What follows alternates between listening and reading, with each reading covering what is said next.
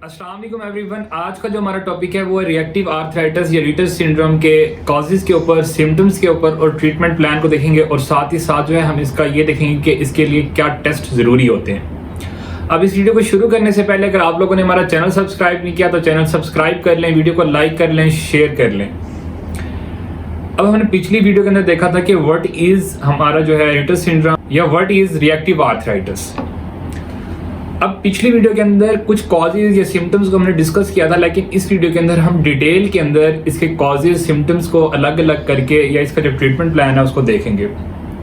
सबसे पहले हमारे पास इसकी कॉजेज आ जाती हैं। कॉजेज के अंदर हमने बात की थी कि आपका जो रिएक्टिव आर्थराइटिस है वो होता है पोस्ट जो है आपको बैक्टीरियल इन्फेक्शन के तौर पे। आपको जो है बैक्टीरियल इन्फेक्शन हुआ उसके बाद, अब ये जो बैक्टीरियल इन्फेक्शन है वो आपको जीआईटी का इन्फेक्शन हो सकता है, वो आपको इंटेस्टाइन का इन्फेक्शन हो सकता है, वो आपको जो है स्टमक इन्फेक्शन हो सकता है, फूड पॉइजनिंग हो सकती है।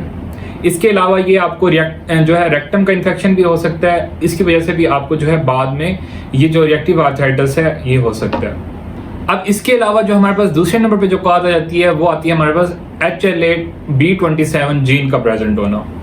अब जिन लोगों के अंदर HLA-B27 जीन जो है मौजूद होता है उनके अंदर जो सिम्टम्स होते हैं या फिर जो हमारे पास बाद में जो इन्फेक्शन होता है, बैक्टीरियल इन्फेक्शन होता है, उसके बाद जो है हमें रिएक्टिव आर्थराइटिस या रीटर सिंड्रोम जो है मिलने के जो चांसेस होते हैं वो बढ़ जाते हैं। इसके बाद हमने डिस्कस किया था कि आपका जो रीटर सिंड्रोम या रिएक्टिव आर्थराइटिस है वो आपको सेक्सुअली ट्रांसमिट होगा। सेक्स अगर आप सेफ नहीं करते तो उसके थ्रू भी आपको ये ट्रांसमिट हो सकता है। जो बैक्टीरियल इन्फेक्शन है वो ट्रांसमिट होगा और ट्रांसमिट होने के बाद जो है उसके बाद जो है आपको रिएक्टिव आर्थराइटिस हो सकता है कुछ वीक के बाद, जो है 1 वीक के बाद या 2 वीक के बाद। इसके बाद जो है हमारे पास आ जाता है कि आपका जो इन्फेक्शन है वो डर्माटाइटिस है। आपको अगर आपको जो है इन्फ्लेमेशन हुई है, जो है आपको स्किन के ऊपर इन्फ्लेमेशन हुई है। इसके अलावा जो है अगर आपको यूरेथ्रा की जो है इन्फ्लेमेशन हुई है या यूरेथ्रा का आपको जो है इन्फेक्शन हुआ है, या इसके अलावा जो है आपको जो आपके सेक्स ऑर्गन्स हैं वहाँ पे जो है इन्फेक्शन हुआ है, तो उसके बाद जो चांसेस होते हैं रिएक्टिव आर्थराइटिस के वो बढ़ जाते हैं।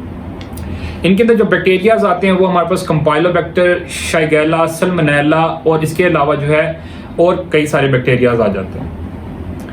ये जो बैक्टीरियाज हैं, ये जो बैक्टीरियाज जब आपकी बॉडी को अटैक करते हैं उसके बाद आपको जो ये सिम्टम्स होते हैं रिएक्टिव आर्थराइटिस के, रीटर सिंड्रोम के, वो मिलते हैं। अब इसके बाद हम आते हैं इसकी अलामात के ऊपर। अलामात के अंदर आपको जो है इन्फ्लेमेशन मिलेगी काफ़ी सारी चीज़ों की, ठीक है। अब इन्फ्लेमेशन का वर्ड हम जब यूज करेंगे वहां पे आपको जो है पेन मिलेगा, स्वेलिंग मिलेगी और रेडनेस मिलेगी, ठीक है। तो इसके अंदर आपको जॉइंट्स की इन्फ्लेमेशन मिलेगी, जॉइंट्स की इन्फ्लेमेशन मिलेगी, आपको जॉइंट्स का पेन, जॉइंट्स की रेडनेस और जॉइंट्स की स्वेलिंग मिलेगी।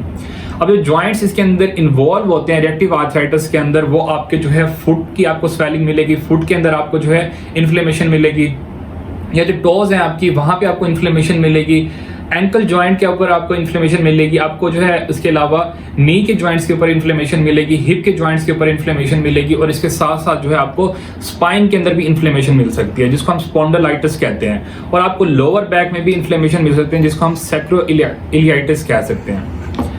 अब इसके साथ साथ जो है आपको इन्फ्लेमेशन, जॉइंट्स की इन्फ्लेमेशन के अलावा जो है आपके जो टोज होंगी वो जो है स्वेल हो जाएंगी, या फिर वो जो है सॉसेज जैसी जो है उनकी शक्ल हो जाएगी।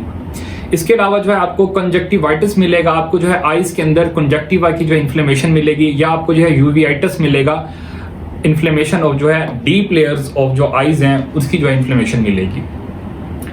इसके अलावा इसके साथ साथ जो है आपको जो है यूटीआई मिलेगा, यूरिनरी ट्रैक्ट की इन्फ्लेमेशन मिलेगी, उसके अंदर आपको ब्लैडर की इन्फ्लेमेशन मिलेगी, उसके अलावा आपको जो है स्किन के ऊपर डर्माटाइटिस मिलेगा। इसके अलावा जो है इसके साथ साथ जो है आपको जो है ब्लैडर के साथ साथ जो है आपको यूरिथ्रा की इन्फ्लेमेशन मिलेगी, और इसके अलावा जो मेल के अंदर मेल का सेक्स ऑर्गन है उसकी जो स्किन है उसके ऊपर भी इन्फ्लेमेशन मिलेगी, उसके ऊपर भी डर्माटाइटिस मिलेगा।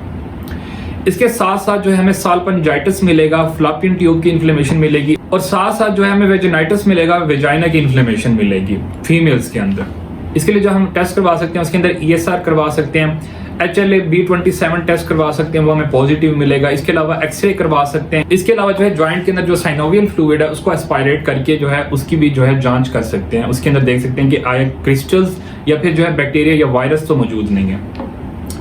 इसके अलावा जो है बैक्टीरियल इन्फेक्शन के लिए जो है हम उसका भी टेस्ट करवा सकते हैं, या फिर जो है आपके जो यूरिन है, ये जो फीसिस हैं या यूरिन, या फिर उसके अलावा जो है आपकी फीसिस का भी टेस्ट करवाया जा सकता है। इसके अलावा इसकी अलामत के अंदर एक और अलामत थी जिसके अंदर मैं आपको जो है बताना भूल गया कि आपका जो यूरिन होगा उसके अंदर आपको पेन होगा, ठीक है। आपको यूरिन करते वक्त, आपको यूरिनेशन करते वक्त पेन फील होगा। आपको जो है इसके अलावा जो है मेल्स के अंदर इसके अंदर जो है पस आती है, ठीक है, यूरिन के साथ साथ, या वैसे ही डिस्चार्ज होता रहता है। अब ये थे हमारे पास टेस्ट और अलामत। अब इसके बाद हम आते हैं कि इसके ट्रीटमेंट के ऊपर कि ट्रीटमेंट प्लान क्या होगा। ट्रीटमेंट प्लान के अंदर हमारे पास जो है इसके अंदर हम सबसे पहले जो है बैक्टीरियल इन्फेक्शन को रिमूव करवाने के लिए एंटीबायोटिक्स देंगे, साथ ही साथ जो है हम non steroidal anti inflammatory drugs देंगे इन्फ्लेमेशन को खत्म करने के लिए, और पेन किलर्स देंगे अगर जॉइंट्स में पेन बहुत ज़्यादा है, या फिर आप non steroidal anti inflammatory drugs का यूज़ करके पेन और इन्फ्लेमेशन को ट्रीट कर सकते हैं। इसके अलावा हम साथ ही साथ जो है कॉर्टिकोस्टेरॉइड्स का जो है इंजेक्शन के साथ जो है इन्फ्लेमेशन को ख़त्म कर सकते हैं। इसके अलावा जो है हम इम्यूनोसप्रेसेंट की तरफ आ सकते हैं, जो है उसके थ्रू भी इन्फ्लेमेशन को ख़त्म कर सकते हैं, जिसके अंदर हम जो है मीथोट्रेक्सेट जो इंजेक्शंस हैं उनका यूज़ करते हैं। इसके अलावा जो है हम जो है बायोलॉजिकल इम्यूनोसप्रेसेंट का भी यूज़ करके जो है इन्फ्लेमेशन को कम कर सकते हैं।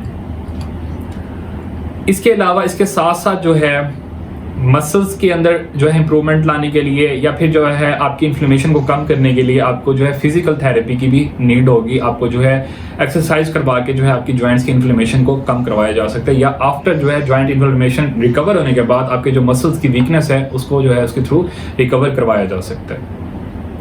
ये थी हमारी आज की वीडियो। इंशाल्लाह मिलते हैं नेक्स्ट वीडियो के अंदर, तब तक के लिए अल्लाह हाफिज़।